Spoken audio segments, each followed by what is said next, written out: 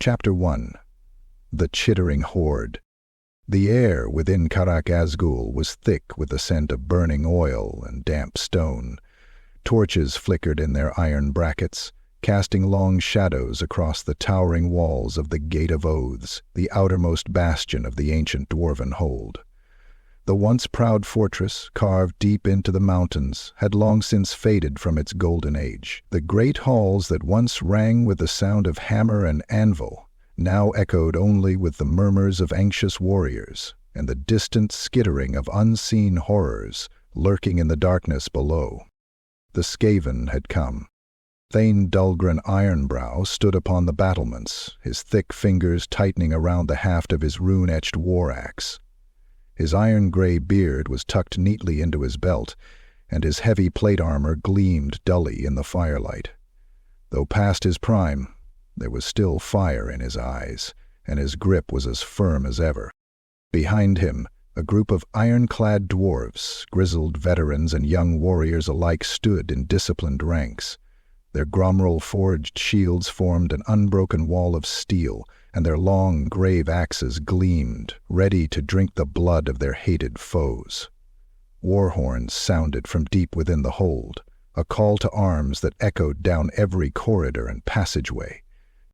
Then the ground trembled. A distant, hollow roar filled the air, followed by an eerie chittering, a cacophony of thousands of clawed feet scraping against stone.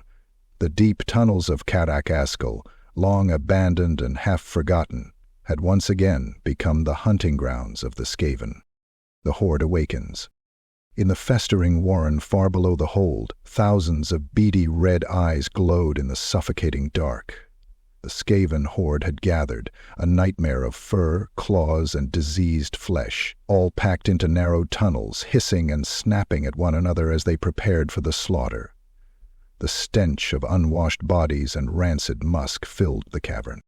Standing atop a mound of twitching, half-eaten corpses was warlord Snickariki Riket, the cunning leader of Clan Riket.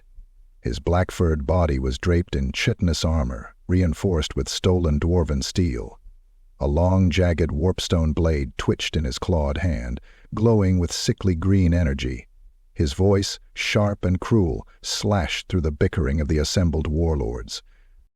"We take hold today. We claw, we gnaw, we kill, all bearded things." Snickrik's whiskers twitched with savage delight. "Weak dwarfs. Karak Azgul is ours, mine." From the far end of the cavern, another bestial snarl rose. Trechet Chitterfang, the bloated and hunched warlord of Clan Chitterfang, gnashed his yellowed fangs, his diseased tongue flicking over his tusks.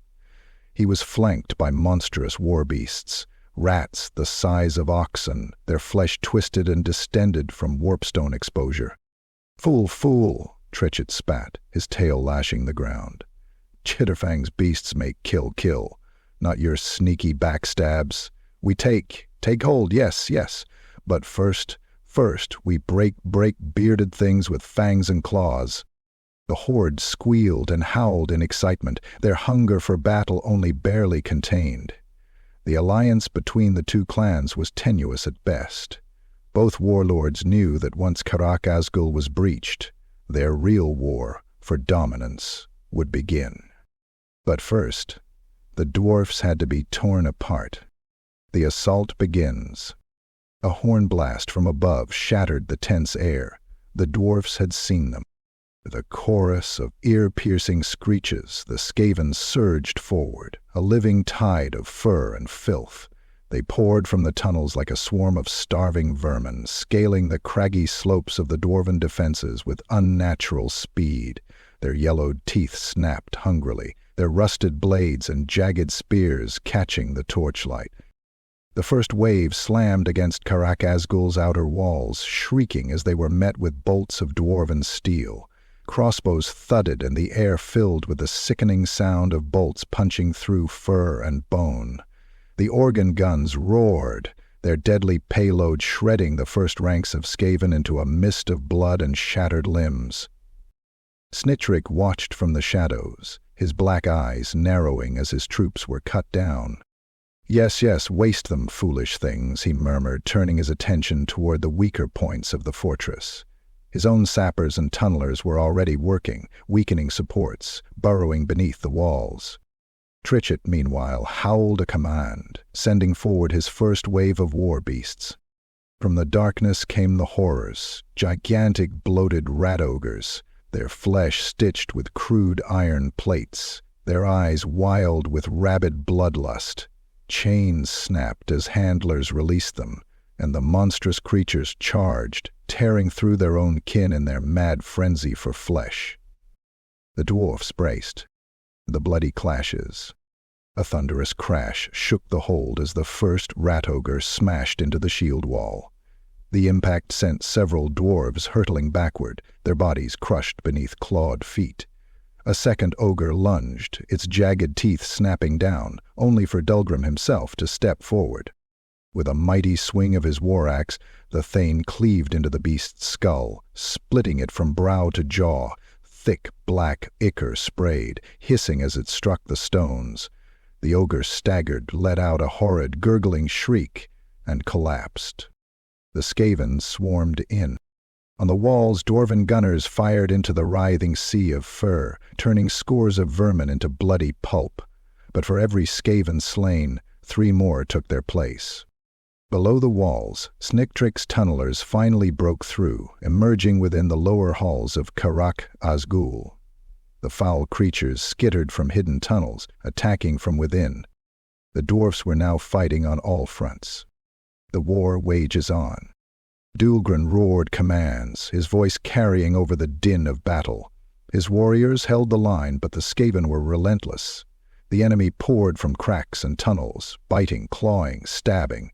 The air reeked of blood and filth, the very stones now slick with gore. But the dwarfs did not break. Even as doom threatened, even as monsters battered their gates, the sons of Grungni stood firm. Karak Azgul would not fall this day. From the shadows, Snikirk and Trechet watched, waiting, each plotting the other's downfall, even as the battle raged on. The siege had begun, and the Skaven would not stop gnawing until every last dwarf lay dead. Chapter 2. The First Assault. The shrieks of the Skaven horde filled the tunnels like the wailing of some abyssal nightmare. Their countless clawed feet scrabbled against stone, their rusted weapons clattering as they surged forward, a living wave of disease-ridden vermin, each driven by hunger, hatred, and the endless thirst for destruction. Above, the dwarfs of Karak Azgul waited with grim determination. The warriors lined the battlements, their shields locked in an unbreakable wall, their black powder weapons primed and ready. Among them stood the Thunderers, crack-shot marksmen trained to kill at distance, and the artillery teams, their cannons and organ guns ready to unleash death upon the advancing vermin. Thane Dulgrin Ironbrow stood at the forefront, his war-axe resting heavily in his calloused grip. His iron-gray beard was flecked with soot and blood from the last skirmish, but his steely blue eyes burned with unwavering resolve. Tonight, Karak Azgul would not fall. The horde unleashed. The first waves of Skaven scuttled into the kill zones, ranks upon ranks of chittering filth, screeching their war cries as they swarmed up the slopes toward the dwarven walls. And then the guns roared. The Thunderers fired in unison, their black powder muskets kicking back with a sharp crack. The first ranks of Skaven collapsed, their bodies riddled with lead shot, their twitching corpses tumbling back into the tide of flesh behind them. Then came the cannons. From the fortress walls the great war engines bellowed thunder, spitting out iron death. Cannonballs tore through the Skaven horde, splintering bodies and rupturing organs, sending chunks of flesh and shattered bone spraying into the air. But still they came. Snikrik, perched upon a rocky outcrop, hissed with excitement as the first wave of expendable slaves were torn apart. Yes, yes, let them waste shots on weak things. He gestured toward the burrowing teams, his black furred tail flicking eagerly, Now, now, break walls, crush things. Below, burrowing Skaven from Clan Ryket were already at work. Warpstone-fueled digging machines churned through rock and earth, creating a network of tunnels beneath Karak Azgul's fortifications. The ground shuddered, the supports beneath the eastern gate weakening dangerously. The first breach. With a deep, guttural roar, the ground caved in beneath a section of the fortress wall. A gaping hole was ripped open, leading directly into the hold's lower halls. Skaven poured through, screeching their war cries as they flooded inside like a tide of filth and death. "They've breached," bellowed Captain Brock Redhand, raising his twin axes. Dwarven warriors pivoted as one, moving into tight defensive formations in the corridors, their shields interlocking into a solid wall. From behind them, long-bearded Longbeards, veterans of 100 battles, stood with great axes ready, their expressions like carved stone. The Skaven hit like a storm, their rusted blades and jagged spears clashing against dwarven shields. A flood of bodies piled into the reach, Skaven leaping and clawing over their own dying kin to reach the front lines. A hulking rat ogre, its muscles swollen grotesquely from warpstone exposure, barreled into the shield wall, smashing dwarves aside like dolls. The beast's fetid breath filled the air as it lunged, its claws impaling a warrior through the chest, lifting him bodily from the ground before hurling him aside like meat.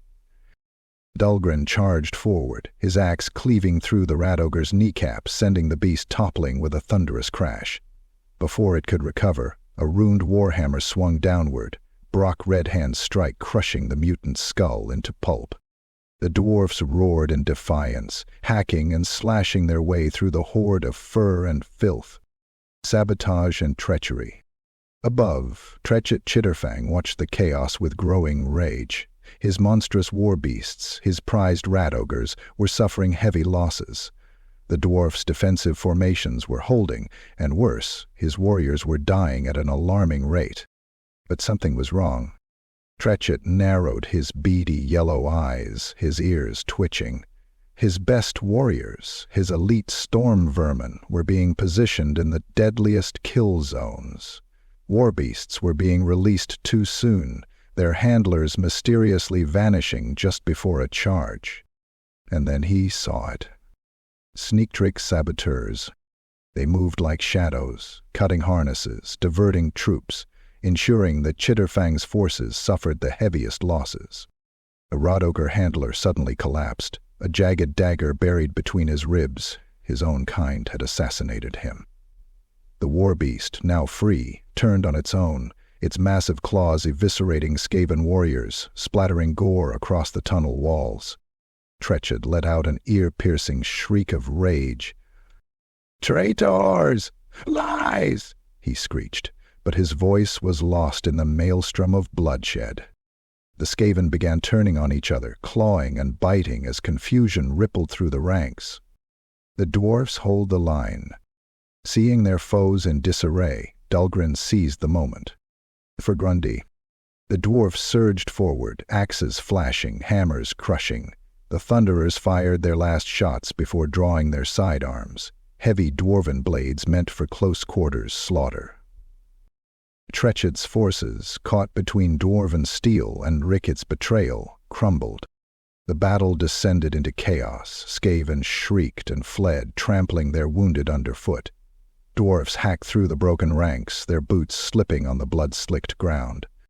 The aftermath. The first assault had failed. The dwarves stood victorious, their armor soaked in blackened blood, their breath coming in ragged gasps. Beneath the battlefield, Snickricket smiled to himself. Yes, yes, let the fool Chitterfang waste his beasts. Now my turn comes soon. As the Skaven retreated, the dwarves did not cheer. They knew this was just the beginning, and Karak Azgul would not rest this night. Chapter 3. Shadows in the Dark. The battlefield outside Karak Azgul was a nightmarish wasteland of corpses. The twisted, twitching bodies of Skaven littered the slopes, some crushed beneath rubble, others torn apart by dwarven steel and black powder shot. The stench of burned fur, rotting flesh, and gunpowder smoke lingered in the stagnant air. The dwarfs, exhausted but unbroken, moved among the fallen, hacking off Skaven heads to ensure no creature still lived. Thane Dulgren Ironbrow, his armor streaked with blackened ichor, surveyed the battlefield from atop the gatehouse, his mind already turning toward the next wave that would inevitably come. But in the twisting, rat-infested tunnels far below, another war had begun, one of daggers in the dark, whispers of betrayal, and sudden, gory executions. The scent of treachery. Deep within the Skaven warren, warlock engineer Scrattle Fanglash hunched over his latest creation, a wicked contraction of brass and warpstone, meant to break the dwarven gates with raw, arcane power. He muttered to himself, his yellowed fangs gnashing as he twisted a rune-inscribed valve. The device hissed, green vapors curling from its joints, the raw warp energy pulsing like a diseased heart. "Yes, yes," he chittered, his whiskers twitching in excitement. "Fool things will burn die. Stupid, bearded things cannot resist. Warp lightning, boom, boom." His long, scab-encrusted fingers reached for a series of delicate adjustments, but he froze. Something moved in the shadows. The torchlight flickered. A whisper of movement, a hint of claws against stone, and then cold steel found flesh. A wicked, serrated dagger slid through Fanglash's spine, its tip bursting through his throat, slick with blackened blood. The warlock engineer stiffened, his final shriek dying in a gurgle as his own warp contraption exploded, showering the chamber with searing green flame. From the shadows, a dozen pairs of red eyes gleamed, Clan Ryket's assassins. The black-furred killers, clad in leather wraps and jagged, poisoned blades, scuttled away as the conflagration engulfed the chamber. As they vanished into the labyrinthine tunnels, their leader, Snitch Quick, permitted himself a toothsome grin. Clan Chitterfang had lost one of its most valuable mines, and its most dangerous weapon. Exactly as Snikrekkerket had planned. The gnawing of Skaven politics. The Skaven horde screeched and chittered in fury as the flames subsided.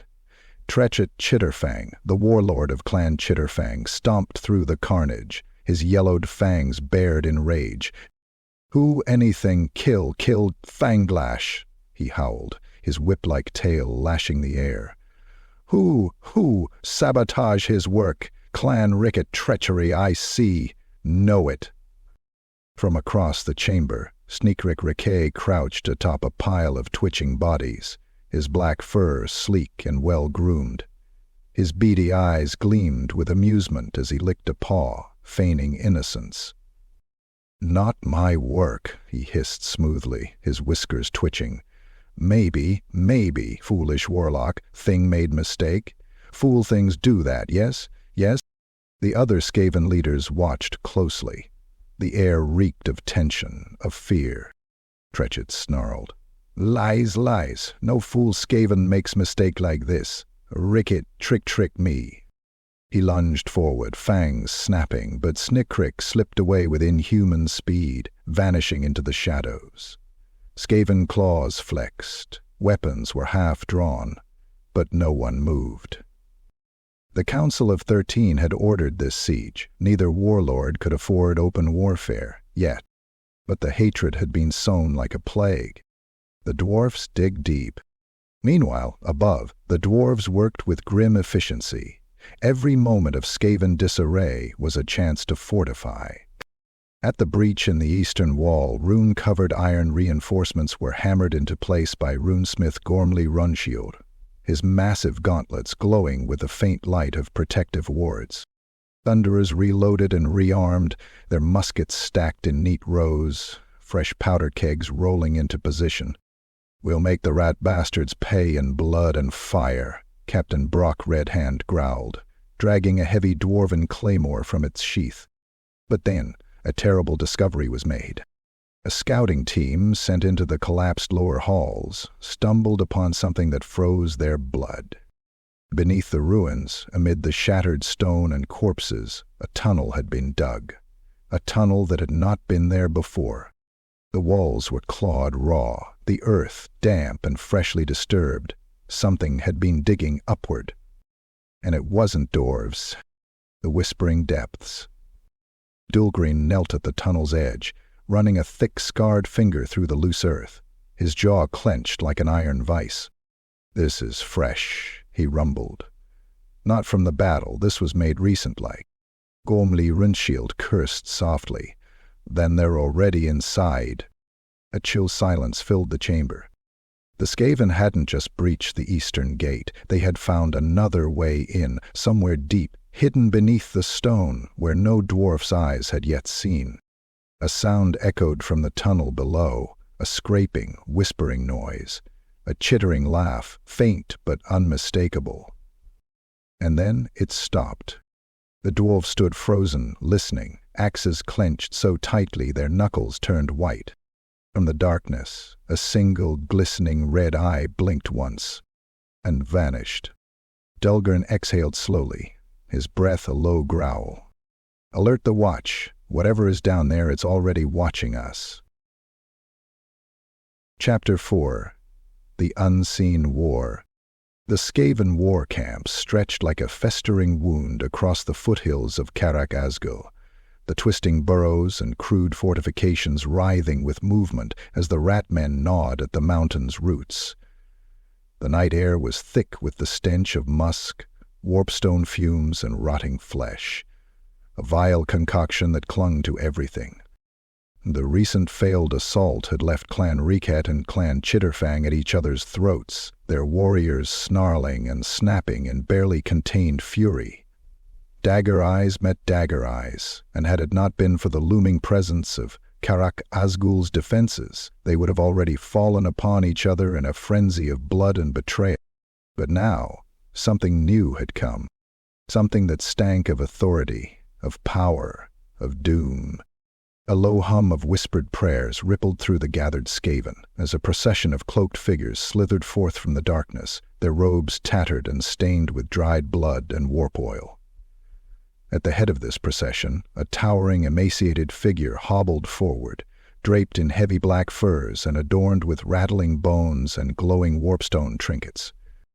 His eyes, sickly green and gleaming with madness, scanned the assembled horde with something between contempt and amusement. Grey Seer Viskrach had arrived.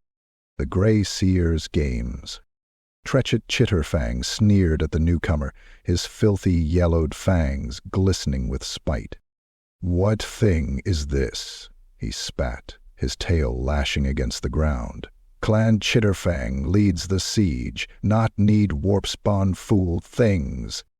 Viskrach stopped. His twisted staff, a gnarled piece of bone fused with warpstone, clicked against the earth as he turned his gaze upon Chitterfang.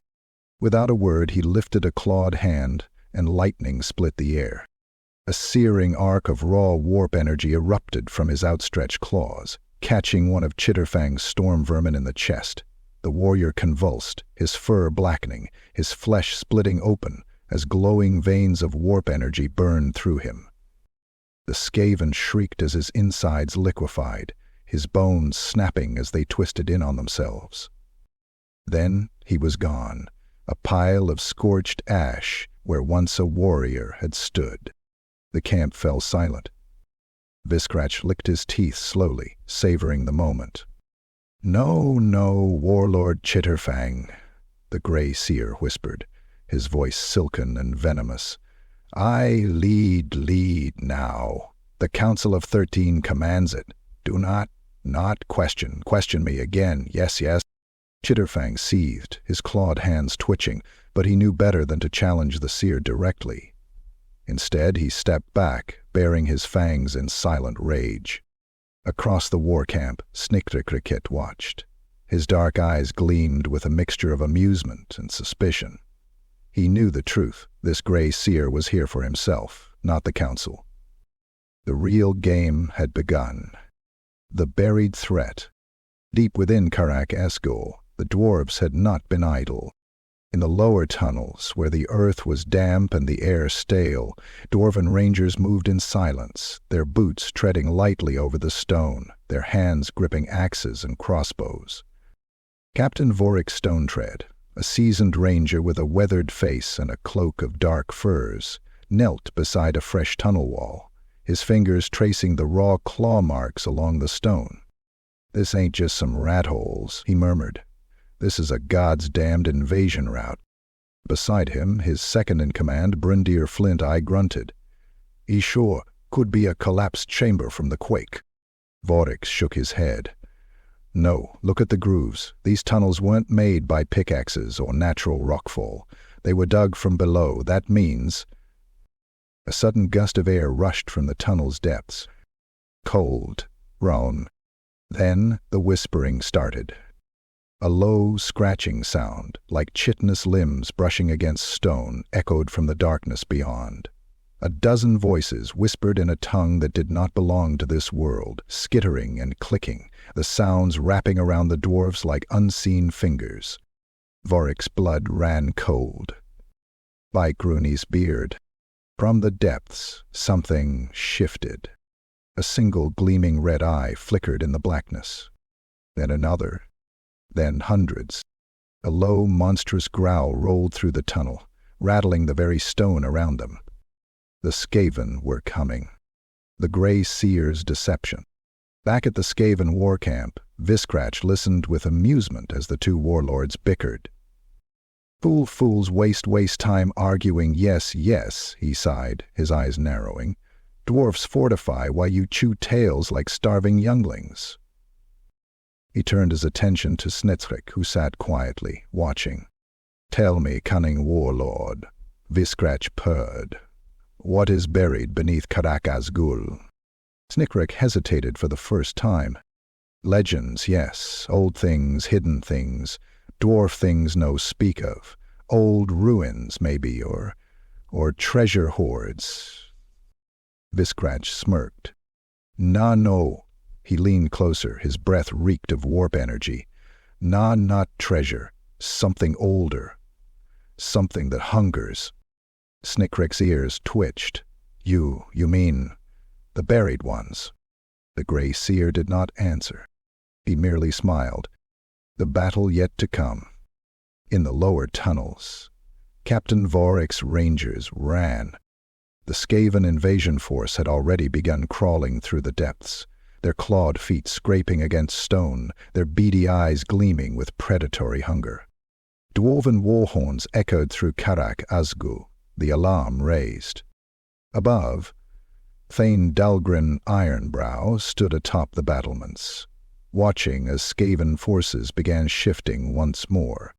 They had been given a moment of respite, but now the true war was beginning. The Skaven were coming from below, and something worse was coming with them. Chapter 5. When the tunnels break. The lower halls of Karak Azgul had been silent for centuries. Dust choked the air, and ancient dwarven statues loomed in the gloom, their stone visages frozen in expressions of eternal vigilance. The last of the gold-mining clans had abandoned these corridors long ago, their halls sealed off to prevent Skaven infestations, but now the stillness was breaking. Beneath the stone, something clawed and gnawed, scraping at the underbelly of the hold. The tunnels of Clan Riket. Far beneath the mountain, in the black depths of Skaven-dug tunnels, the vermin of Clan Riket scuttled through the suffocating dark, their clawed hands and rusted tools ripping through rock and soil. Their warlord, Snickrick Riket, crouched at the tunnel's entrance, his eyes gleaming as his miners worked feverishly. Yes, he whispered, licking his fangs. "Soon we emerge, strike from beneath. Fool things won't see, won't know." Behind him, his best tunnel rats waited, storm vermin clad in patchwork armor, their blades already dripping with virulent poisons. Burrowers clawed at the last thin layer of stone separating them from the forgotten lower halls of Karak Azgul. Snittrick turned to his chief tunnel master, Scracktooth. You ready, yes? The scarred rat thing nodded feverishly, his whiskers twitching with excitement. Yes, warlord. Stone thin. Weak. Just one more push, one more gnaw, and we are inside. Snickrick's tail flicked in delight. The dwarfs above still thought the main siege was the threat. They had no idea that death was about to spill from beneath their feet. Dig faster, he screeched. For Rickade, for Warlord Snickrick. The breach. With one final chisel of claw against stone, the tunnel collapsed inward, sending a cascade of rock and dust into the air. Then the horde surged forward. A black tide of Skaven poured into the ancient halls, their red eyes flickering in the torchlight as they scurried across the abandoned chambers.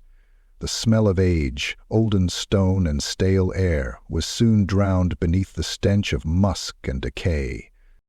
Snickrick was among the first to step foot into Karak Azgul's lower halls. He sniffed the air, damp, old, untouched. No guards, no sign of dwarven presence. Yes, the bearded things do not know. We take their halls, kill their weak things. The Skaven war party spread out, scuttling through corridors, marking walls with clawed hands, preparing to open the way for the full invasion. And then, the runes activated.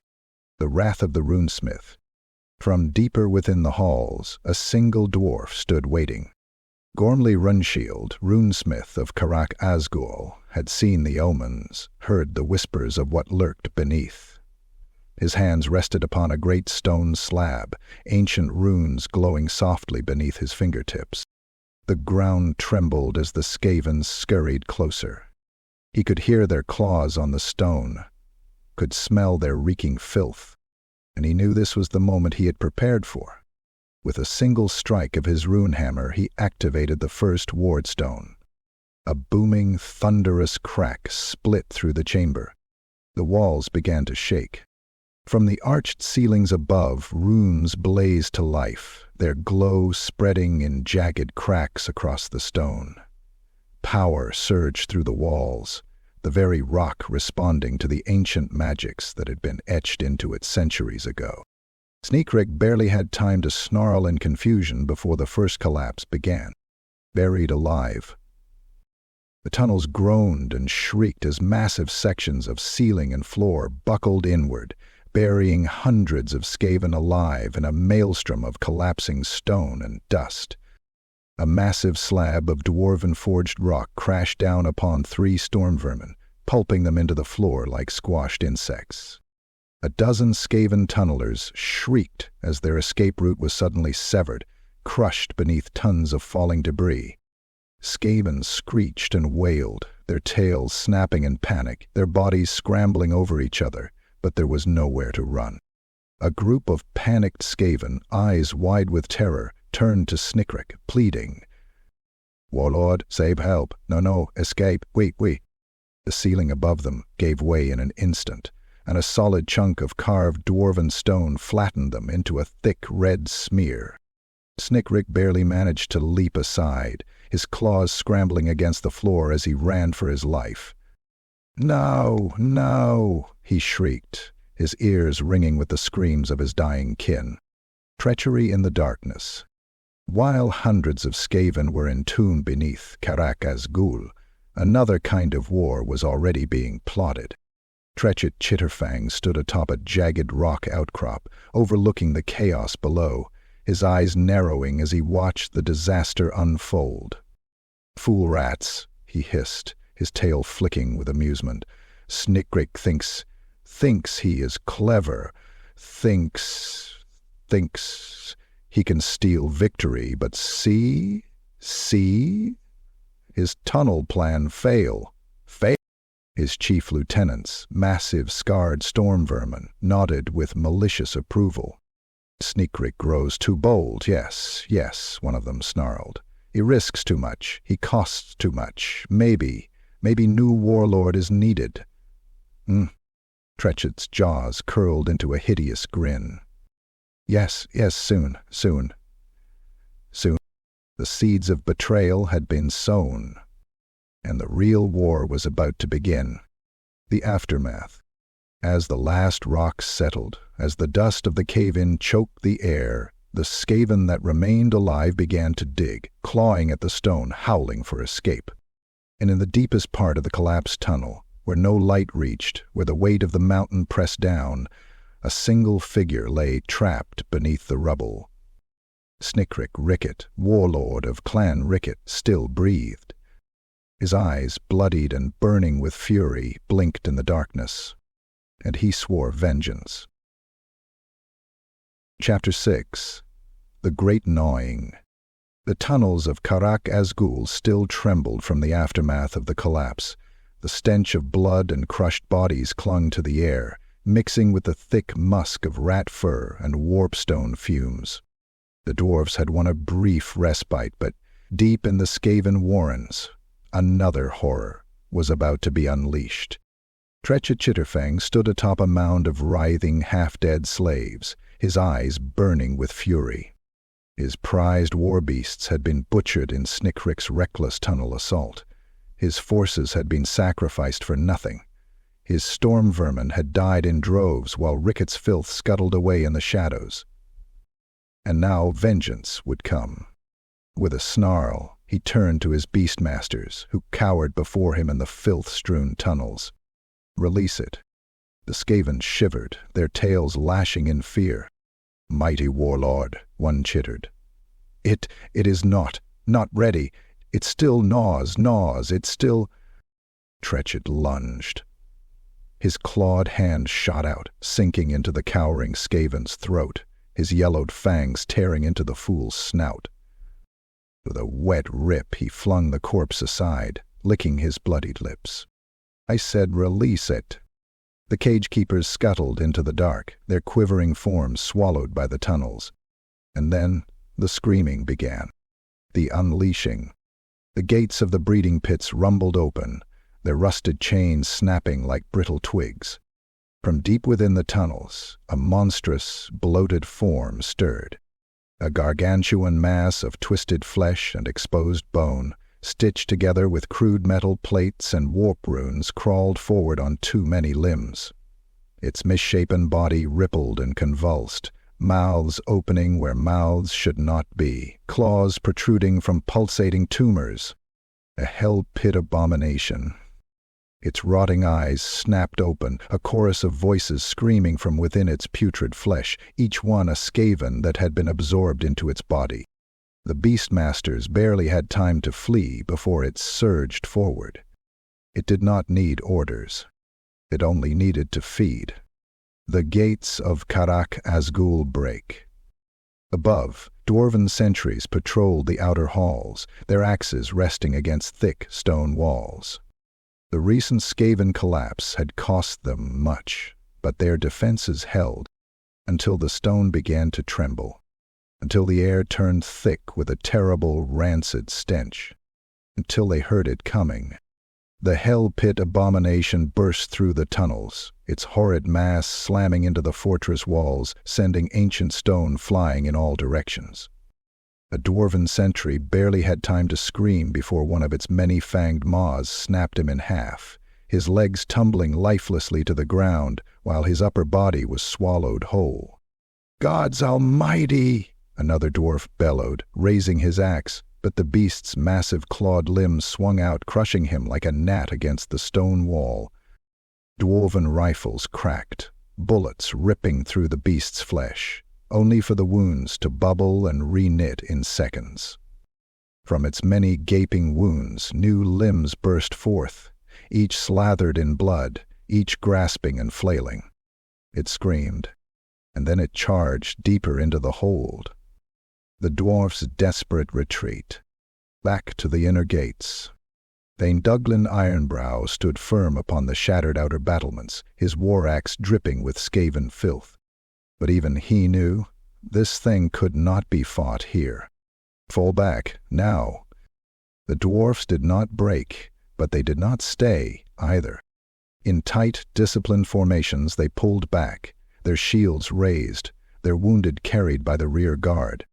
The hell pit abomination crashed through pillars, its body reshaping and twisting grotesquely as it absorbed damage. New eyes opening in its wounds, new fanged mouths gnashing at the air.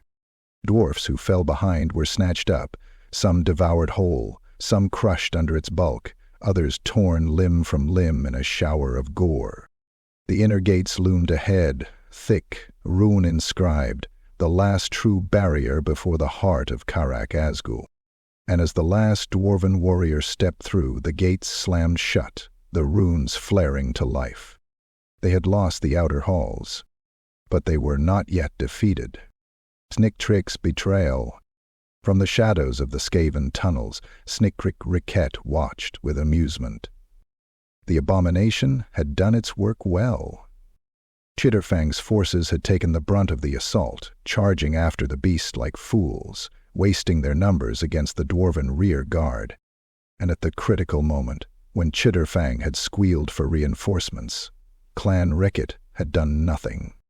No troops had arrived. No skirmishers had been sent. Snicktrick's warriors had simply waited, letting Chitterfang's best soldiers die, letting the hell pit abomination rip through the weaklings, letting his rival exhaust himself. And now, as Chitterfang raged, his forces decimated, his best beastmasters slaughtered, Snicktrick simply grinned. He slipped back into the shadows, his tail flicking with delight. The time was soon. Chitterfang was bleeding, and soon Snicktrick would make his move. The aftermath. The outer halls of Karak Azgul lay in ruin. The dead littered the ground, their bodies crushed, torn, half-devoured. The hell pit abomination still roamed the ruins, sniffing out any survivors, its body shifting, mutating even further with each wound it took. Behind the inner gates, the dwarfs stood grim and bloodied, knowing that the real battle had just begun. And deep within the Skaven tunnels, a war of betrayal was already in motion. Chapter 7. The Black Powder Betrayal. The deep chambers of Karak Azgul were eerily silent. The distant echoes of Skaven chittering and the slow, methodical hammering of dwarven repairs were the only sounds to break the oppressive quiet. The dwarven defenders, battered and bloodied from the hell pit abomination's rampage, had fallen back into the inner stronghold. But the true danger had yet to reveal itself. Within the lowest level of the fortress, past the sealed iron rune gates, lay the munitions chambers. A vast network of vaulted rooms filled with barrels of black powder, rows of shot and the precious cannon shells that had thus far kept the Skaven at bay. And slinking in the darkness, eyes gleaming with malice, a solitary Skaven figure crept through the stone corridors. This was Skrektik, a saboteur of Clan Ricket, his fur slicked with oil, his claws gripping a satchel of explosive warp charges. His tail twitched with excitement. If he succeeded, the entire lower fortress would collapse in a storm of black powder and fire, burying the dwarfs alive and crippling their war effort. He could already hear Snicktrick's voice in his mind, the purring praise of a warlord pleased with a job well done. Yes, yes, the bearded things will die, burn. Then Clan Ricket rules. His teeth gleamed in the dark as he scurried forward, slipping past the motionless corpses of fallen Skaven and dwarves alike, moving ever closer to the vaulted storage chambers. Until a clawed hand shot out from the shadows, gripping him by the throat. Skakaku. What? Betrayed in the dark. A half-dozen Skaven emerged from the gloom, not of Clan Ricket, but of Clan Chitterfang. Their armor was slick with beast grease, their yellowed fangs bared in cruel delight. At their head stood Noggle Blacktongue, one of Trechet Chitterfang's most cunning assassins. Thought we did not see. Yes, Blacktongue hissed, his jagged teeth curling into a grin. Thought you sneak creep past us. Skrektik snarled, his tail whipping violently as he reached for his poisoned dagger. But he never got the chance. With brutal efficiency, Blacktongue drove a rusted blade into his stomach, twisting it until the steel scraped against bone. Skrektik squealed in agony, his body convulsing as blood bubbled from his lips. "Fool, fool, ricket rat," Blacktongue mocked, twisting the blade deeper. You think, only you scheme plot." Skrektik's body spasmed, his vision going red, but his claws still twitched toward his satchel. He still had one last chance. With the last of his strength he ripped the satchel free, his claws fumbling for the ignition rune on the warp charges. Blacktongue reacted instantly. With a single, powerful bite, he crushed Skrektik's throat, snapping his neck like a twig. The saboteur's body went limp, his last breath gurgling in his ruined windpipe. Blacktongue snatched the satchel from the corpse, turning it over in his claws. "Tick-tick," he muttered, studying the primitive explosive devices inside. "Would have made big boom, yes, but no. Now it makes proof." The Skaven assassins chittered in amusement, their tails twitching. Come, we show warlord." The exposure of Clan Ricket. The Skaven war camps were already on the verge of chaos when Blacktongue arrived, dragging Skrektik's bloodied corpse behind him. The clans had begun snarling at one another, their ranks fractured by failures and betrayals.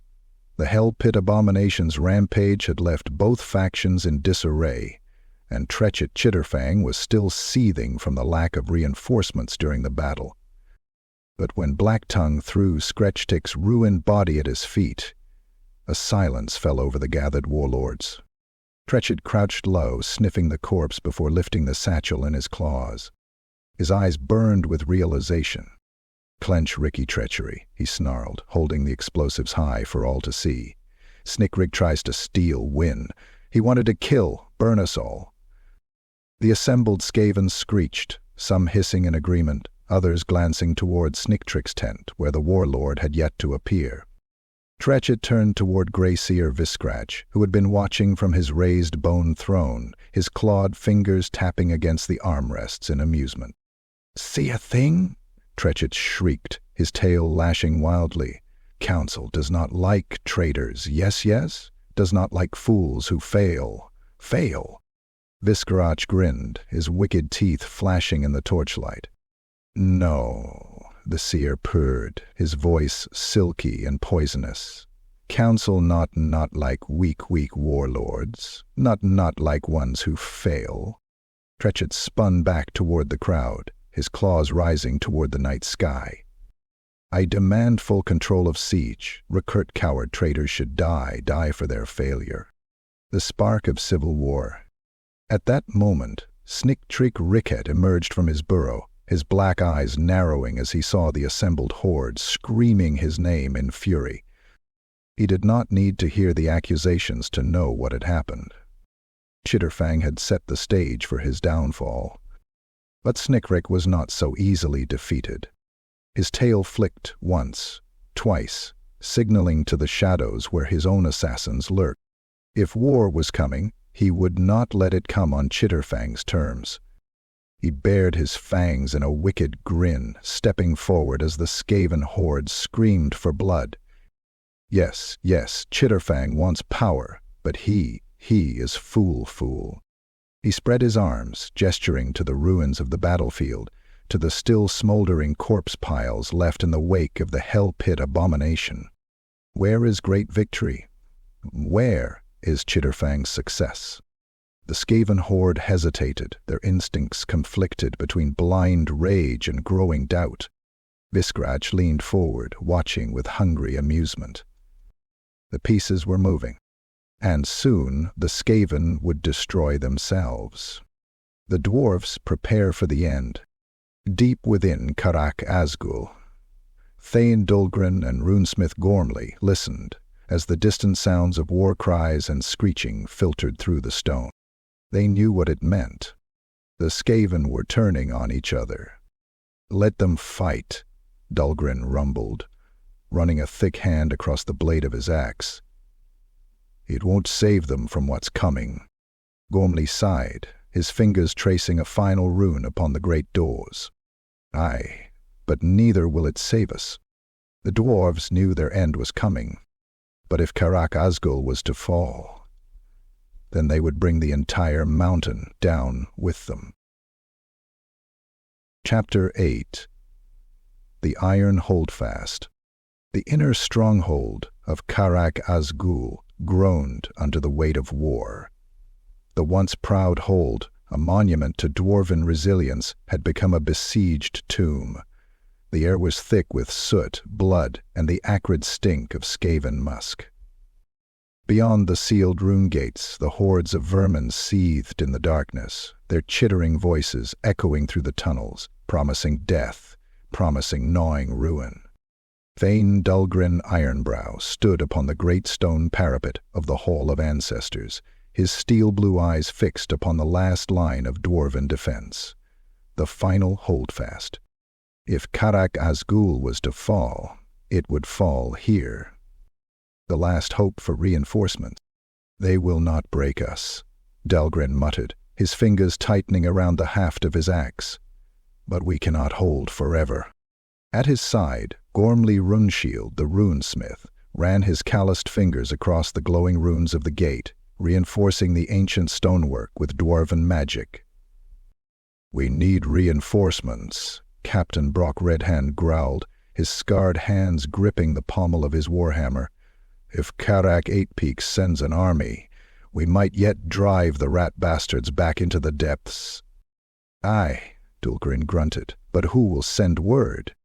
A heavy silence settled over the assembled warriors. The halls beyond the gates were lost, overrun by thousands of Skaven. No dwarf could hope to get through. "I will go." The voice was firm, unwavering. Every helm turned toward the speaker. A broad-shouldered dwarf, his grizzled beard braided tight, stepped forward. Balin Stoutheart, one of the few remaining rangers of Karak Azgul. "I know the old tunnels," he said, his deep-set eyes burning with determination. "If there's a way out, I'll find it." Dulgrin stared at him for a long moment. Then, with a nod, he clasped Balin's forearm. "Go fast, lad, and if ye can't bring an army, bring vengeance." Balin nodded, and then he was gone, vanishing into the depths of Karak Azgul, into the dark tunnels where death waited with open jaws. The hunt in the shadows. Balin moved like a ghost through the ruins, his boots silent against the cracked stone. The corridors were a graveyard. Dwarven corpses lay twisted where they had fallen, their armor gnawed through, their bones stripped clean by Skaven teeth. The stench of death and rot filled the air. He moved quickly, his crossbow held close, his dagger ready at his belt. He had nearly reached the old mining tunnels when he felt it. A presence in the dark, the whisper of claws against stone, a soft wet chittering. He froze, his fingers tightening on his crossbow trigger. Then, from the gloom, they came. A pack of Skaven assassins, their black-furred bodies blending into the shadows, their beady red eyes glowing like embers. Balin fired the first shot before they could react, his bolt slamming into the throat of the nearest rat, sending it collapsing with a gurgling screech. The others surged forward, their curved daggers gleaming with venom. Balin dropped his crossbow and drew his dagger, his muscles tensing as they rushed him. The first Skaven lunged, its fangs bared in a savage grin. Balin sidestepped, his blade slicing deep across its ribs, gutting it open like a butchered pig. The second assassin slashed at him, its dagger carving a deep wound across his forearm. Balin roared in pain, but countered with a brutal headbutt, crushing the creature's snout and sending it sprawling into the dust. But the third rat was faster. Its blade darted forward, sinking deep into his side. Balin gasped, blood spilling down his tunic. The Skaven hissed in triumph, until Balin drove his dagger into its throat, twisting until he felt the crunch of bone. The assassin twitched, gargled, and then slumped lifeless to the floor. Balin staggered, clutching his bleeding side. He was wounded, but he was alive, and he still had a mission. Gritting his teeth, he pressed on, vanishing into the old tunnels, his form swallowed by the darkness. The iron holdfast prepares for war. Back in Karak Azgul, Thane Dulgren stood upon the high dais of the Hall of Ancestors, watching as his warriors gathered for their final stand. The ancient chamber, once a place of remembrance and honor, had become a fortress within a tomb. Dwarves stood in tight formations, their shields locked, their axes gleaming in the torchlight. The Ironbreakers, clad in solid gromural plate, held the front ranks, their rune-inscribed shields unyielding. Behind them, the Thunderers loaded their muskets, their hands steady despite the doom that loomed ahead. And in the center of the chamber, runesmith Gormley completed his final carvings upon the great runestone, his magic flaring in the dim light. "The gates will hold," Gormley said, his voice like grinding stone, "but not forever." Dulgren exhaled slowly. "We need to buy Balin time." A horn sounded from beyond the gates. A chorus of Skaven screams erupted through the tunnels. The horde was coming. Dulgren raised his war axe high, his voice a thunderclap in the chamber. "Stand tall, sons of Grungnai. Tonight we show these vermin the strength of dwarven steel." A roar of defiance shook the hall, the sound of dwarven pride and fury echoing through the stone. And then the first blow struck the gate. The siege had begun. Chapter 9. Blood and Chitin. The fortress walls of Karak Azgul trembled beneath the fury of the Skaven assault. The iron-reinforced gates, their rune-carved surfaces glowing faintly, groaned as battering rams, sharpened warpstone drills, and mutated rat ogres smashed against them. From behind the barricades, dwarven thunderers fired in disciplined volleys, their black powder muskets sending waves of Skaven tumbling back in bloodied heaps. For every ratman that fell, 3 more surged forward, their claws raking against the stone, their screeches rising like a hymn of madness and hunger. But deep within the Skaven ranks, a new terror stirred, one that even the vermin feared. Something birthed in darkness, something fused from the horrors of warp alchemy. And it was hungry. The birthing pits. In a squalid, filth-choked cavern beneath the battlefield, Trechet Chitterfang stood before a writhing pit of flesh, bone, and warp magic. The walls dripped with black ichor, and the stench of rotting flesh and raw warpstone was thick in the air. The flesh-melded monstrosities in the pit twitched, spasmed, and whimpered, their half-formed bodies shuddering as the final stages of their horrific birth came to completion. Chitterfang watched with savage delight, his yellowed fangs bared in excitement. "Yes, yes," he chittered, his tail lashing with glee. "Perfect. Bearded things will squeal when they see my newest creations." At his side, warlock engineer Skrekviz trembled, his eyes darting between the writhing horrors and his master. "But warlord, these things not stable, too much flesh warp, they might not obey." Chitterfang's hand shot out, his clawed fingers seizing Skrekviz by the throat. "Do you question me?" Skrekviz squeaked in terror, his tail curling around his leg. "No, great mighty Chitterfang, just warning, yes." The warlord sneered, then threw the warlock to the ground. "They obey, or they die. Release them." A chorus of Skaven attendants rushed forward, yanking massive rusted levers, their clawed hands struggling against the weight of the locks. The flesh pit split open, its oozing, gore-slicked walls parting as the abominations within began to rise. The chitinous horrors. The things that crawled forth were neither rat nor dwarf, but something in between. Once they had been the fallen dwarven dead, their corpses stolen from the battlefield, their ruined flesh fused with Skaven mutations, their bodies reshaped with cruel warpstone alchemy. They stood on malformed legs, their bodies twisting and clicking with unnatural spasms. Their once proud dwarven skulls had split apart, their faces stretched into grotesque, chitinous snouts, their beards matted with congealed gore. Their arms were replaced with massive, jagged claws, their torsos stitched with pulsating, tumor-ridden muscle. Their mouths twitched, and then, in a voice both familiar and wrong, they spoke. "It's a classic treatment," Grin called in. The Skaven warriors around the pit recoiled, their tails coiling in horror. Gods, it speaks talks. What did we do?" Not right. But Chitterfang merely grinned, his mad eyes reflecting the flickering green glow of warp energy.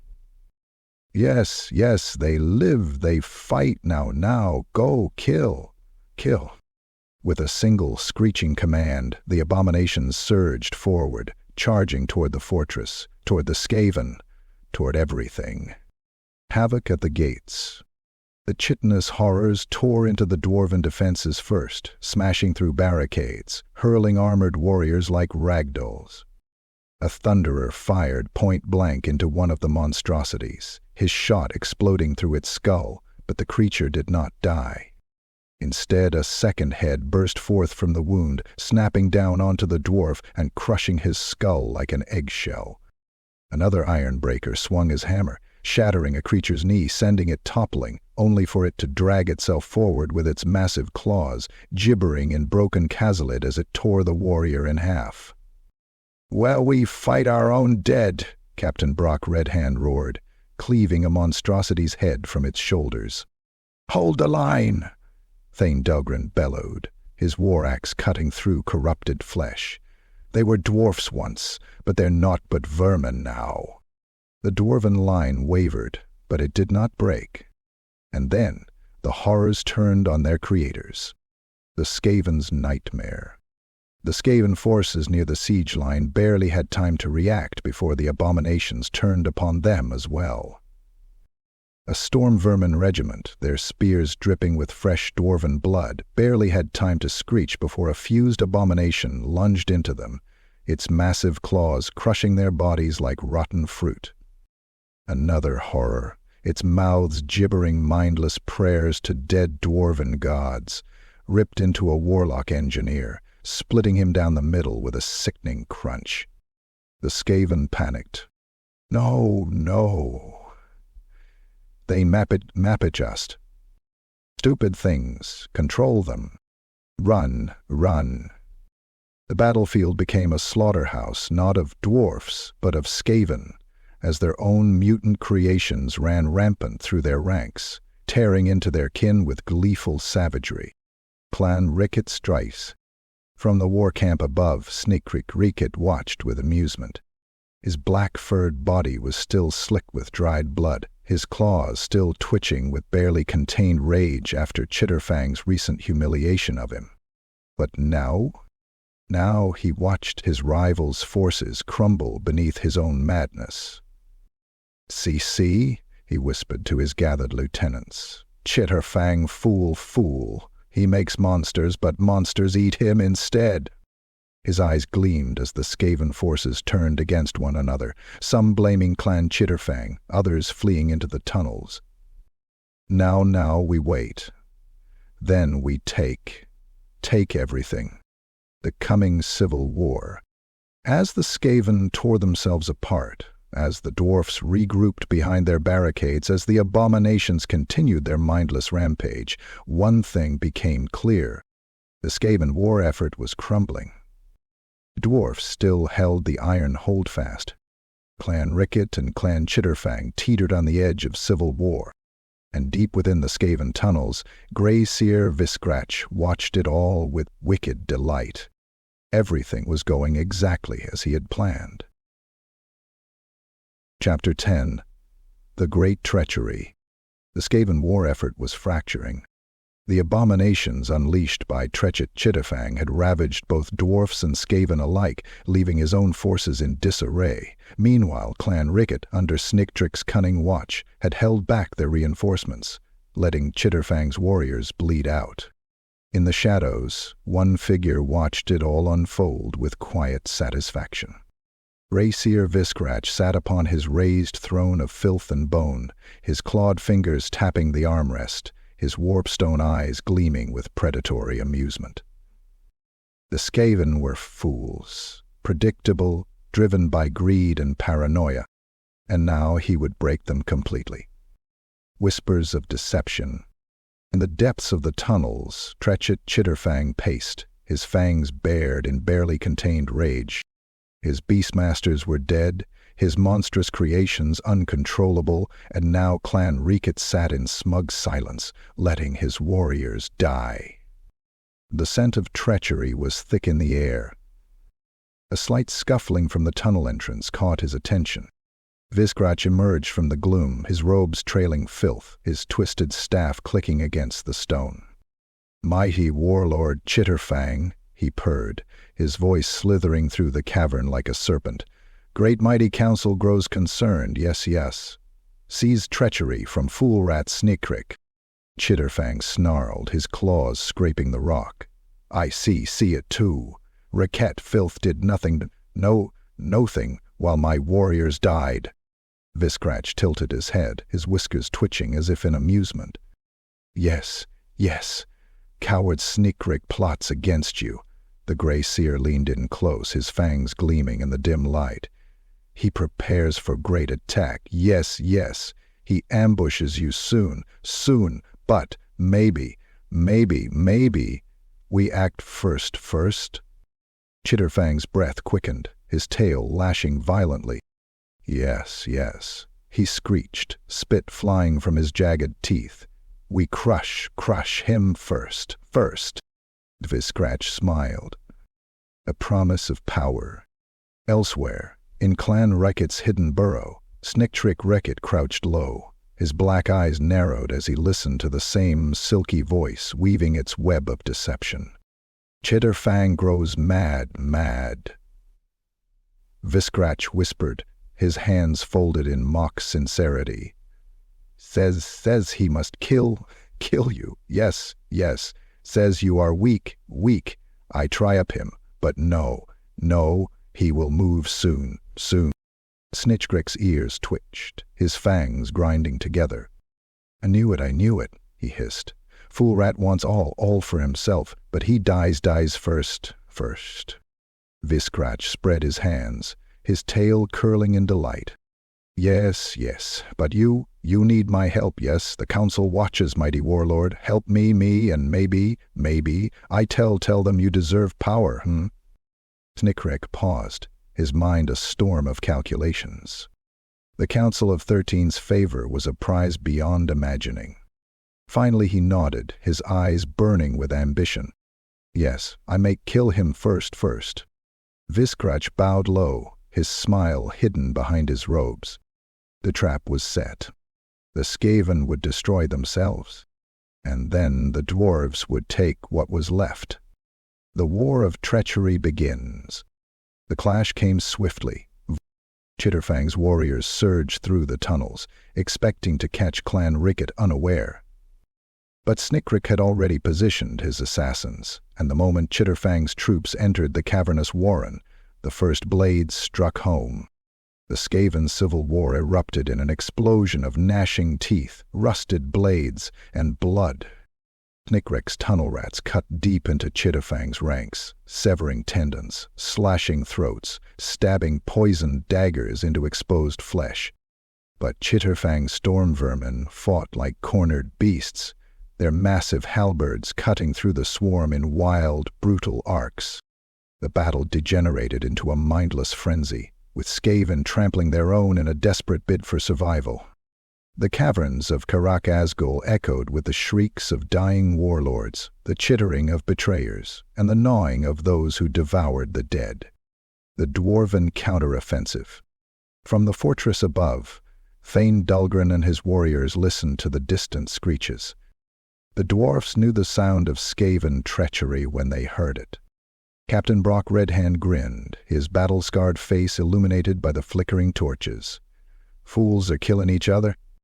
Dulgren's eyes burned with determination, and we're going to make sure none of them are left to tell the tale. With a thunderous roar, the dwarfs surged forth, their gates bursting open, their war horns bellowing through the halls. The Ironbreakers led the charge, their grumral armor gleaming, their shields unbreakable as they crashed into the Skaven's exposed flank. The Thunderers fired volley after volley, their black powder shots punching through chittering bodies, turning the already panicked Skaven into a fleeing, shrieking horde. The Skaven, caught between their own civil war and the dwarven onslaught, had nowhere to run. They were slaughtered in droves. Viscratch watches the chaos. From the highest ledge of the cavern, Greyseer Viscratch watched it all unfold, his long claws stroking the smooth surface of a polished warpstone orb. The Skaven were breaking. The dwarfs were advancing. The strong would rise. The weak would fall. And he, Viscratch, would ensure that only those he could control remained standing. He laughed softly, the sound lost in the screams of dying warlords. Everything was going exactly as planned. The aftermath. By the time the dust settled, the Skaven forces lay in ruin. The survivors fled, scuttling into the dark, their warbands shattered, their leaders dead or dying. The dwarfs had taken back the tunnels, but Karak Azgul was still under siege, and the war was far from over. Chapter 11. The Collapse of Vermintide. The Skaven war effort had become a feeding frenzy of betrayal and bloodshed. The tunnels and war camps beyond Karak Azgul were a battlefield of their own, where Clan Reekit and Clan Chitterfang tore into one another with savage desperation. Once they had come as allies, but now their alliance lay in ruins, drowned in paranoia, fury, and warp-tainted madness. And as the Skaven hordes devoured themselves, the dwarfs prepared to strike the final blow. A storm of blood and fur. The outer tunnels of Karak Azgul had become a maelstrom of chittering death. Snichtrikreke, his fur slick with the blood of his own kin, lunged forward, his jagged blade plunging into the throat of a dying storm vermin. "Chitterfang, fool thing, dies today," he screeched, ripping his blade free and kicking the corpse aside. Across the chaotic battlefield, treacherous Chitterfang snarled, his fangs bared as he hacked through Ricket's forces with a massive jagged cleaver. "Snickrick, coward felth, I tear your tail from your corpse." His beady red eyes bulged with bloodlust, his once regal armor now spattered with gore. He had lost his war beasts, his beastmasters, and his honor, and he would not stop until Snickrick's corpse lay at his feet. The war between the two clans raged like an uncontrollable inferno. Chitterfang's elite storm vermin clashed with Ricket's tunnel fighters. Skulls were split open, claws ripped through armor, and the stench of burned fur and gunpowder filled the air as warlock engineers hurled warp lightning into the fray. Ratman, driven mad by panic, bloodlust, and treachery, turned on their own, slashing and shrieking in the dark. It was a nightmare of scurrying limbs, gnashing teeth, and mindless slaughter. And from the fortress above, the dwarfs watched with grim satisfaction. The hammer falls. Thane Dulgrin Ironbrow stood on the parapets of Karak Azgul, his battle-worn armor dented but unbroken. At his side, Captain Brock Redhand, his scarred face set in a grim smile, watched the Skaven war with satisfaction. "They do our work for us," Brock muttered, gripping his massive warhammer. "Filthy rat bastards killing each other." Dulgrin did not smile. "Aye," he rumbled, "but it's not enough. We finish this tonight." Behind him, Runesmith Gormley Runeshield and the last surviving engineers stood ready at the control mechanisms for the remaining war machines. The dwarves had bled for every inch of Karak Azgul, and now they would bring the whole mountain down upon their enemies. Fire the last runes. Gormley slammed his rune-carved hammer against the great control stone, and the dwarven war machines roared to life one last time. The end of the tunnels. From the high cliffs above the battlefield, mighty dwarven cannons thundered, their black powder payloads ripping through the Skaven horde. The first shots slammed into the outer tunnels, shattering the fragile rock formations, sending massive boulders cascading down upon the warring Skaven. The ground buckled, and with deafening groans the tunnels began to collapse. The Skaven screamed as the very earth turned against them, their tunnels crumbling in on themselves, trapping thousands beneath tons of crushing stone. Sneaktrick, his black eyes wild with terror, watched as his escape routes sealed shut. "No, not fair. We win. His protests were drowned out by the roar of falling rock as his forces vanished beneath the avalanche of destruction. Chitterfang's warriors, desperate and broken, tried to flee, but the dwarven cannons found them, blasting them into showers of fur and gore. The Skaven horde was dying. Their war effort was over. The final moments of Vermintide. Deep within the tunnels, beneath a mound of rubble, Sneaktrick gasped for breath, his lungs burning from the dust and debris. He crawled, his broken claws dragging his crushed body forward, his eyes filled with desperation. "Live live, must escape, flee," he chittered, his voice weak, trembling. Then he heard it. A low, ragged breath from behind him. Treacherous Chitterfang, bleeding from dozens of wounds, dragged himself forward, his fangs bared in a savage grin. "No escape, coward thing." Sneaktrick screeched as Chitterfang lunged, his claws sinking deep into his rival's throat. The two warlords collapsed together, biting, clawing, gnawing at each other in a final mindless frenzy of hatred. And then the last of the tunnels collapsed, and the war of Skaven treachery was buried forever beneath the mountain. The dwarfs stand, but at a cost. As the dust settled, Karak Azgul still stood, but its halls were silent. Of the hundreds of dwarves who had once manned its walls, barely a handful remained. Dulgren removed his dented helm, his weary eyes scanning the ruined battlefield. "We held," Brock said, his voice hollow. "By Grungni's beard we held." But the cost had been terrible. There would be no reinforcements, no supplies, no hope of rebuilding. Gormley leaned heavily against the rune stone, his strength spent. "We have enough left to stand, Dulgren," he muttered, "but not to fight another war." The Thane nodded. "Then we do what we must." He turned toward the last of his warriors. "We carve our names into the stone, lads. And we make sure the world knows Karak Azgul did not fall easy." The dwarfs gathered, their faces grim, their hearts heavy. But even in the face of doom, they stood unbroken. The end of the siege. The Skaven were gone. The dwarfs were all but spent. And Karak Azgul remained, not as a thriving hold, but as a grave of legends. Above the ruined gates the dwarven runes still burned, a testament to resistance, a monument to defiance, and a warning to any who dared test the wrath of the dwarfs. Chapter 12. The Skaven's Desperation. The ruins of the Skaven war effort lay buried beneath the crumbled tunnels of Karak Azgul.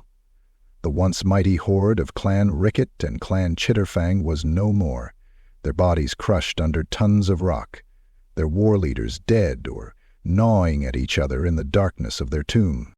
Yet despite the devastation, the vermin never truly die. In the deepest tunnels, past the collapsed burrows and the corpse-strewn war camps, the last remnants of the Skaven forces still twitched with life. They were few now, a fraction of their once mighty numbers, but Skaven are never without cunning, never without treachery, never without desperation. And in desperation they always turn to power. The last war council.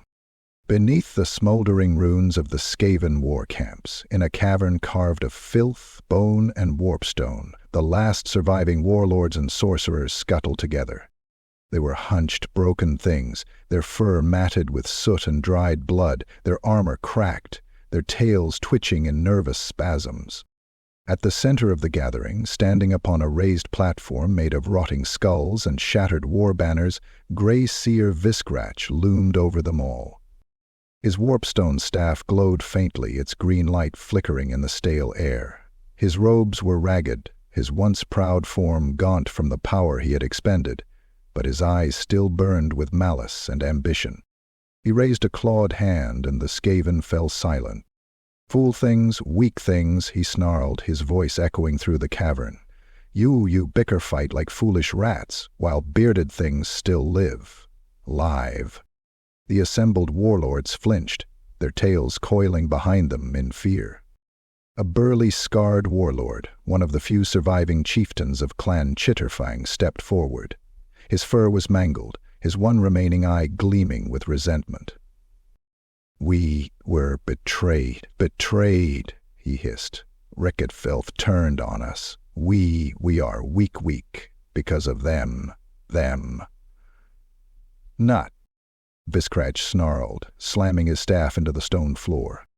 All weak, he screeched. "Not just Chitterfang fool things, not just Ricket traitors. You all failed me." The Skaven warlords trembled, their claws clenching against their rusted weapons. Viscratch inhaled deeply, then lowered his voice, turning his tone into something softer, something seductive. But, we fix, yes. The warlords exchanged uncertain glances. We unite, yes, Viscratch continued, his fangs glinting in the dim light. Viscratch leads, yes. Some of the warriors shifted uneasily, but fear outweighed reason. They had no other choice. "Swear squeak loyalty to me," Viscratch raised his staff high, the warp energy crackling along its surface. "And together, we still kill bearded things." The Skaven fell to their knees, chittering oaths of servitude, their heads bowed in submission. Viscratch smiled. He had them, or so he thought. The dwarven strike in the dark. Beyond the gathering of the Skaven, past the crumbling tunnels and warp-stone-lit corridors, a different force moved in silence. A small party of elite dwarven warriors, their armor blackened with soot and their weapons sharpened for the kill, crept through the ruined outskirts of the Skaven war camp. At their head, runesmith Gormley Runeshield led the way, his runic hammer glowing with quiet power, his eyes cold as mountain steel. Behind him, the remnants of Karak Azgul's finest warriors followed, silent axe rangers, oath-sworn ironbreakers, and a handful of bloodied veterans who had survived the siege. "Quiet now," Gormley whispered, his voice barely more than a breath. "We strike hard, we strike true. We send these rat bastards back to the pit where they came from." The dwarfs advanced, unseen, slipping through shattered tunnels and broken Skaven defenses. And then they were upon them. The battle in the burrows. The Skaven warlords barely had time to react before the first dwarven axe cleaved through a chittering throat. For Grungy, the cavern erupted into chaos. Gormley's hammer came down, smashing a Skaven warlock's skull into pulp, his runes flaring with divine wrath. The dwarfs fought with calculated brutality, hammers shattering spines, axes hacking through vermin flesh, thunderous pistol shots blasting Skaven warriors apart. A storm vermin leapt for Gormley, but a ranger drove a dagger into its throat, twisting until it collapsed in a heap of spasming limbs. Blood splattered the cavern walls, matted fur and shattered bone piling up in the carnage. Viscratch snarled, his staff crackling with warp energy. Kill them all." The Skaven rallied, their desperation turning into a frenzied counterattack. One dwarf was dragged down, his armor ripped open as the rats swarmed him, their teeth gnawing through muscle and bone. Another fell screaming, a warp-block pistol blowing half his face away. But the dwarfs did not break. And then Gormley's hammer found Viscratch. Viscratch's fall. The runesmith surged forward, his hammer swinging in a deadly arc. Viscratch tried to raise his staff, but he was too slow. The runic weapon crashed into his ribs, shattering them like brittle glass, sending the grey seer flying across the chamber. Viscratch screamed, his body twisting in agony, as he landed in a heap of broken limbs and robes. The Skaven forces panicked, seeing their leader fall. Gracie falls, left flee. But Viscratch still breathed. And even in pain, even in ruin, he still had one last trick to play. His clawed fingers found the warpstone talisman at his throat, and with a final hate-guilt screech, he vanished in a burst of green energy, his broken body whisked away into the ether. His surviving warlords scurried into the tunnels, fleeing into the dark, their war lost. The aftermath. The Dwarfs stood victorious, but it was a bitter victory. The Skaven were broken, their forces shattered, their leadership gone. But Karak Azgul still stood on the brink of extinction.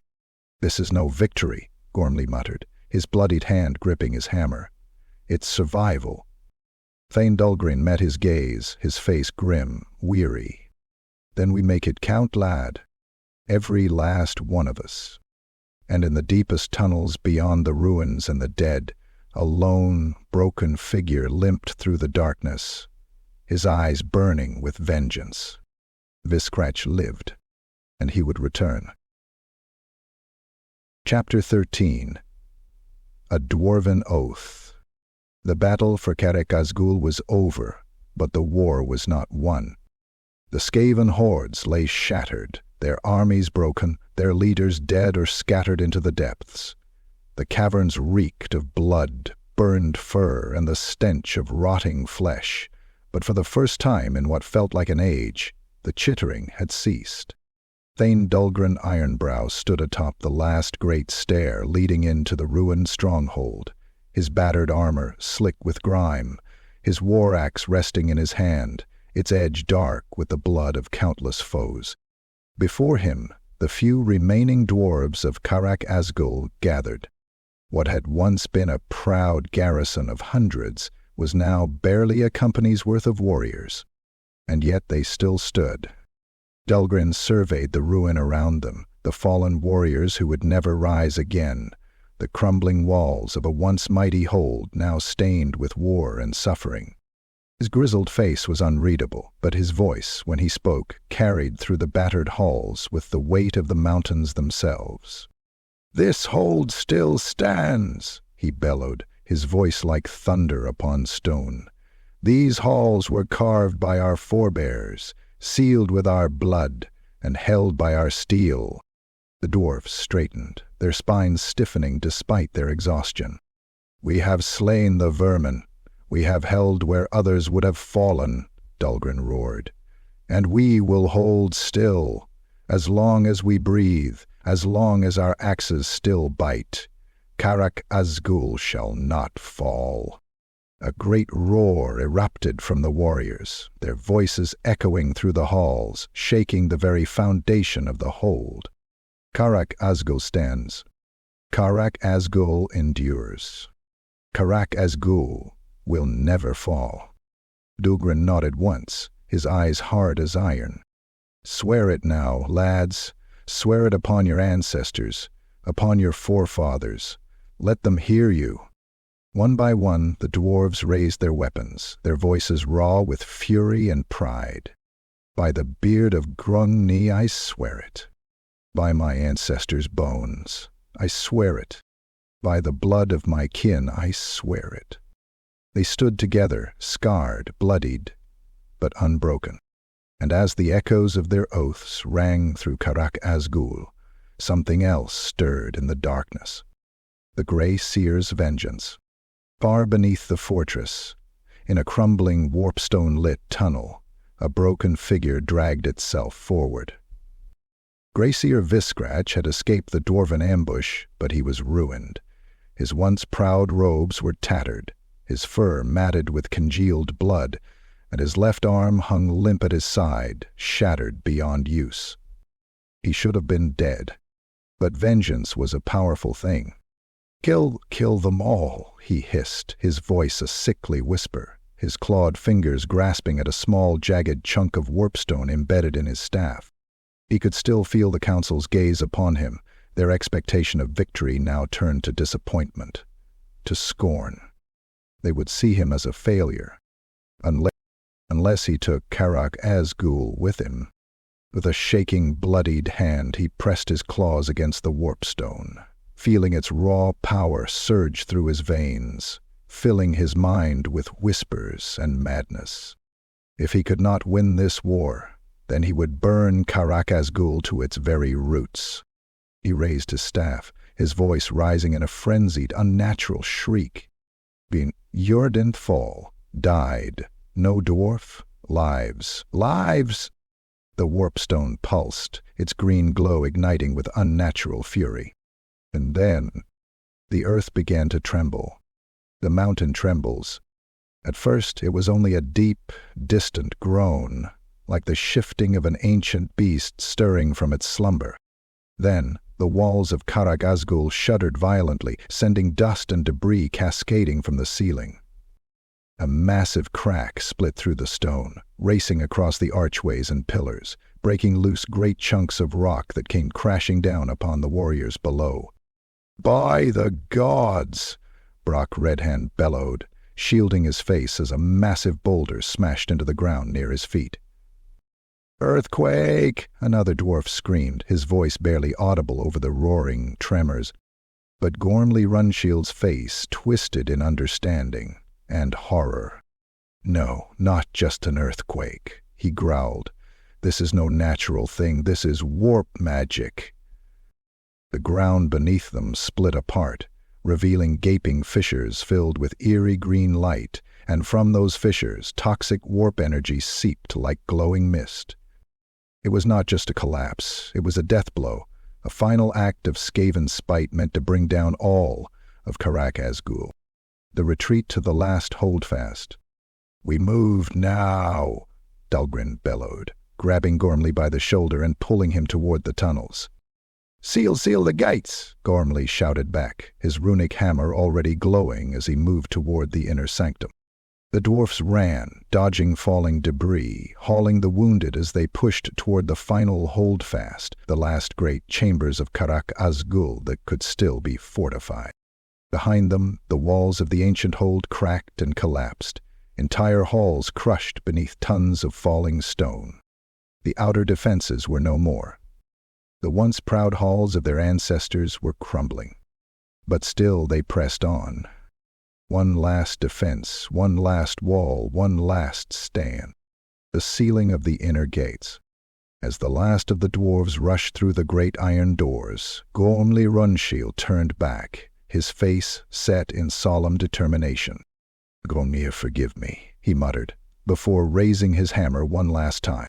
The runestones upon the massive doors flared with golden light, and as the hammer struck, the doors groaned and began to glow with molten fire. The earthquake was still raging, the outer tunnels still collapsing, but as the final rune ignited, the inner doors slammed shut with a deafening boom. The dwarfs of Karak Azgul were sealed inside. The vermin were buried outside, and in the crumbling depths, Grayseer Viscratch laughed, even as the rock swallowed him whole. A hold unbreakable. The quake finally ended, leaving only silence and dust. The dwarves, panting, bleeding, covered in grime, stood in the last remaining stronghold of Karak Azgul. Dahlgren leaned heavily on his axe, his eyes flickering over his surviving kin. "We are trapped," Brock muttered. "Aye," Ungara replied. "But we are alive." He turned toward the runestone that sealed the gate, his voice low, steady. "And Karak Azgul still stands?" The dwarfs, bloodied and battered, stood in solemn silence. Then, as one, they nodded. Their oath had been sworn, and they would hold until the end. Chapter 14. The Buried Threat. The great quake had passed, leaving behind a ruined, entombed battlefield. The Skaven were broken, their war camps collapsed, their leaders dead or scattered. The foul creatures who had once swarmed Karak Azgul in a living tide of filth and hunger were now reduced to nothing but stragglers, scavengers, and survivors. But Skaven never truly die. They scatter, they hide, They gnaw at the edges of the world, waiting, festering, multiplying. And in the lightless depths, where the ruins of Karak Azgul met the unmapped tunnels of the underworld, things far worse than Skaven stirred from ancient slumber. The rats turn on themselves. In a half-collapsed tunnel, where cracks in the ceiling still trickled dust, a group of wounded Skaven crawled through the wreckage, their fur slick with blood, their armor torn from their bodies. They had once been warriors of Clan Ricket and Clan Chitterfang, but now they were nothing. Only survivors. A quick, fast escape find, one of them hissed, his voice wild with panic. Dwarf things crush killed us, but we live. A second Skaven, his fur patchy with burn scars, snarled, Where do we go? No tunnels left, no warlords, no food, nothing. The group hesitated, their tails twitching, their hunger gnawing at their bellies. And then, slowly, one of them turned on the others. Hungry starve, he screeched, lunging at the weakest among them. His yellowed fangs tore into the throat of a fallen comrade, ripping through fur and flesh with savage, mindless desperation. The others froze.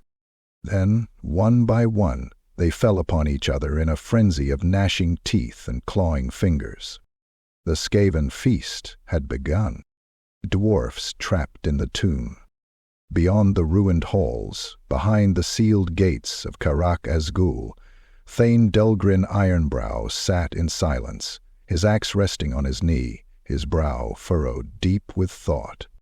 His warriors, what few remained, were scattered through the last defensible chambers of the hold, patching wounds, sharpening axes, and preparing for whatever came next. But the truth hung in the air like a storm waiting to break. There would be no reinforcement, no help from the other holds, no glorious counterattack to reclaim what was lost. Karak Azgul had become a tomb. Brock Redhand, his most trusted captain, stepped forward. His face was streaked with grime and dried blood, his hammer still slick with Skaven filth. The men are Halden, Brock muttered, his voice heavy with exhaustion. But there ain't many left. Dolgan nodded slowly. How many? Brock hesitated. 33. Dahlgren's grip tightened on his axe. Before the siege, Karak Azgul had held nearly 300 warriors. Now they were barely enough to man a single hallway. Then we fight with 33, Dahlgren said. He stood, his eyes burning with grim determination. And when we fall, we make sure the buggers never forget who we were. The whispers in the dark. Beyond the sealed gates, past the ruined tunnels where the Skaven remnants tore at each other, there were places even the rat-men feared to tread. Ancient halls, lost to time. Tunnels long since abandoned, not by choice, but because something had claimed them. The collapse of Karak Azgul had opened passages that had been buried for centuries, breaking through into chambers and ruins that no living thing had stepped in for 1,000 years. And now something moved within them, something that had waited in the dark, listening, dreaming. It was older than the Skaven, older than the Dwarfs, older than the stone itself. It had been buried deep, but now it was waking. The air in the deepest tunnels grew colder. The walls seemed to breathe, as if the stone itself had begun to shift. The Skaven survivors who fled into these tunnels did not return. They did not scream. They did not fight. They simply vanished. And in the silence, the whispers began. Dulgan feels the presence. In the Hall of Ancestors, where the dwarves had made their last stand, Gormley Runshield sat by the fire, carving runes into his hammer. He had not spoken much since the battle ended. Not since the mountain trembled. Not since he had felt something shift in the stone. Dahlgren approached him, his heavy boots echoing through the quiet chamber. "You've been sittin' there all night," the Thane said. "Say what's on your mind." Gormley did not look up. Instead, he traced his fingers along the carved stone beneath them. "The stone has changed, Dahlgren," he murmured. "It's hollow?" Dahlgren frowned. "Hollow?" The runesmith finally lifted his gaze, and for the first time in all their years of war, Dulgrin saw fear in his old friend's eyes. "We've been sitting above something else this whole time," Gormley whispered, "and now we've woken it up." A warning from the depths. That night the dwarfs heard it. A sound from deep within the mountain. Not the scraping of Skaven claws, not the crumbling of collapsed tunnels. Something else. A low, resonant hum, like stone grinding against itself. Like breathing. The warriors stirred, weapons clutched tightly, their eyes flicking toward the dark tunnels leading deeper into the hold. But nothing came. Not yet. And that was somehow worse. The unknown awaits.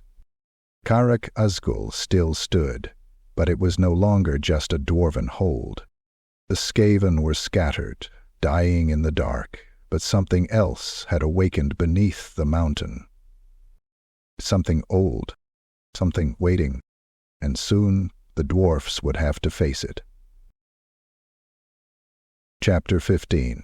The Undying War. The ruins of Karak Azgul stood silent beneath the weight of the mountain.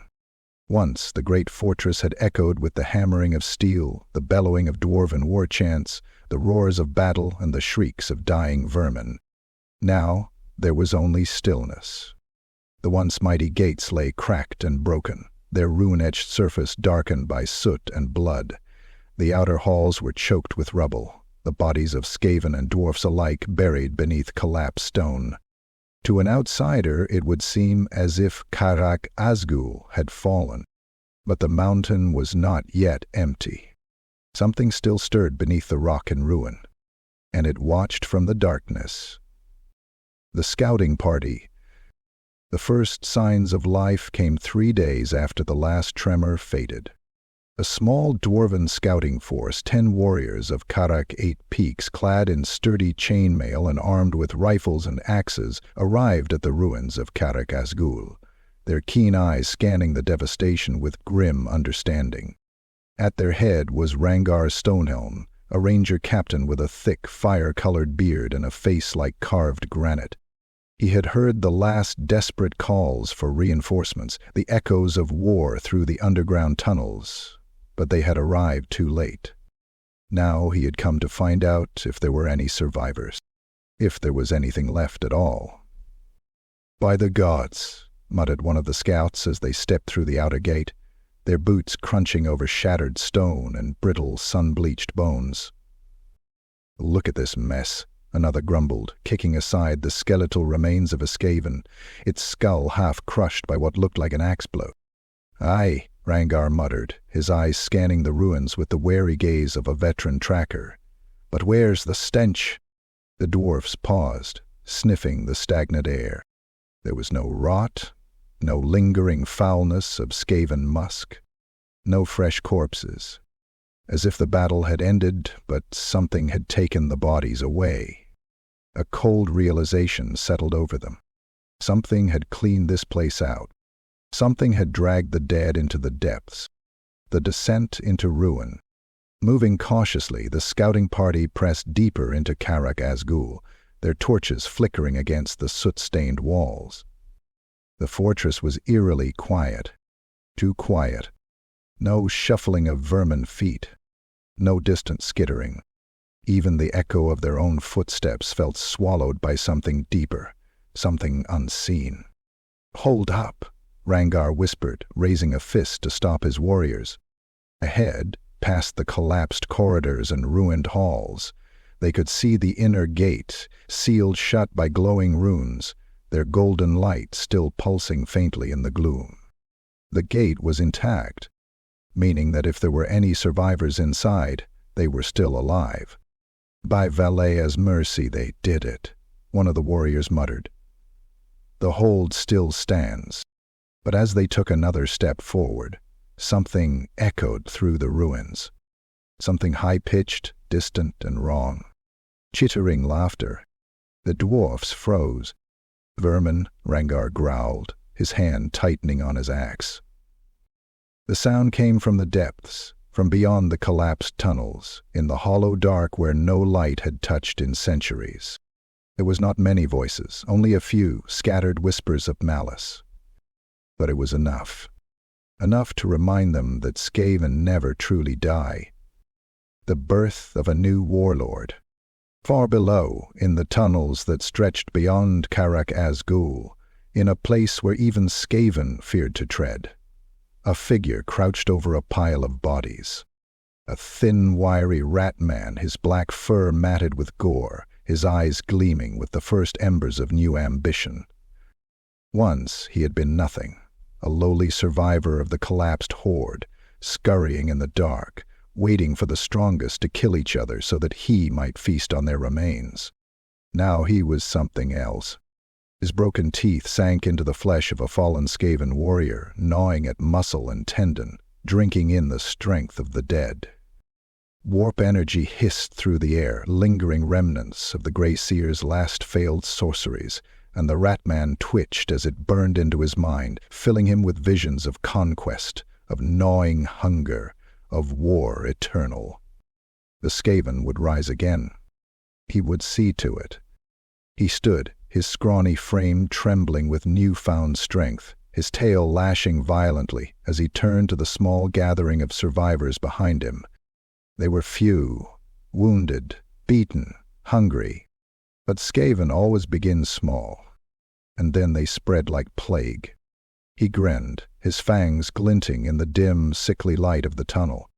Yes, yes, we live live, he chittered, his voice rising with manic fervor. We take, we gnaw, we rise again.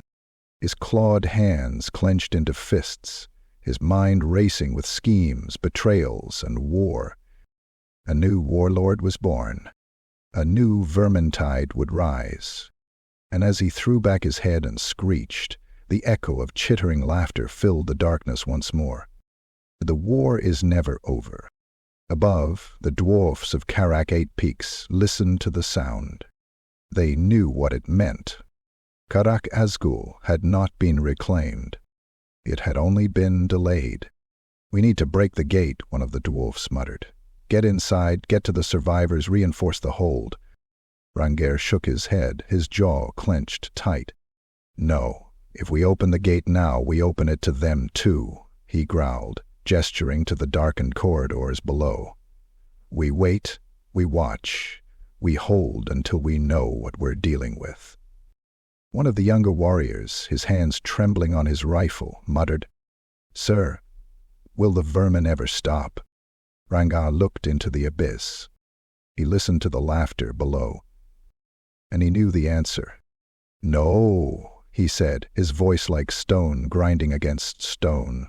The war never ends. And deep below, in the twisting, lightless depths of the world, the Skaven laughed. They would return. They always did.